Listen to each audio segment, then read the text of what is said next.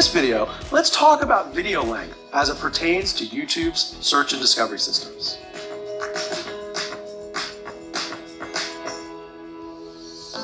YouTube's search and discovery systems try to help each individual viewer find what they want to watch. This means they will surface videos that viewers are interested in watching and also that viewers will find satisfying after watching. Now, when you hear that second part, you might think, aha, I knew it.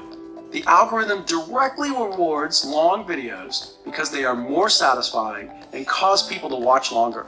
Podcasts will take over. But that's not the case. If it were, you'd never see music videos with millions and sometimes billions of views. You'd never see hit animated videos either. YouTube's search and recommendation systems use hundreds of signals to determine how to rank videos. And certainly, the average view duration of a video and the average percent viewed are some of them. What you don't want to do though is start padding the length of your videos just for the sake of making them longer. We've seen creators try this, and it often hurts, not helps, the performance of their videos. After all, if the quality of your videos decline and viewers start clicking away early, that is not a positive signal. Now, if you have the choice of making an amazing 20-minute video that keeps people riveted instead of an amazing 10-minute video, would the 20-minute version get more exposure? Quite possibly.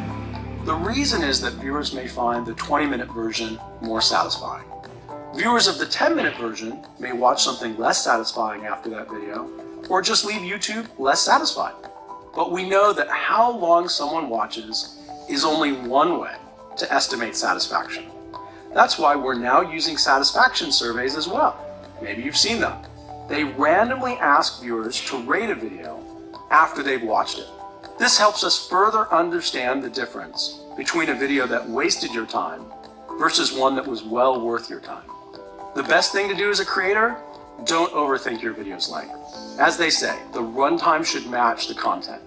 If it takes 2 minutes to communicate what you want to say, make a 2-minute video. If it takes 20 minutes, make it 20 minutes. If viewers really enjoy watching it, our search and discovery systems should do their job surfacing it to others.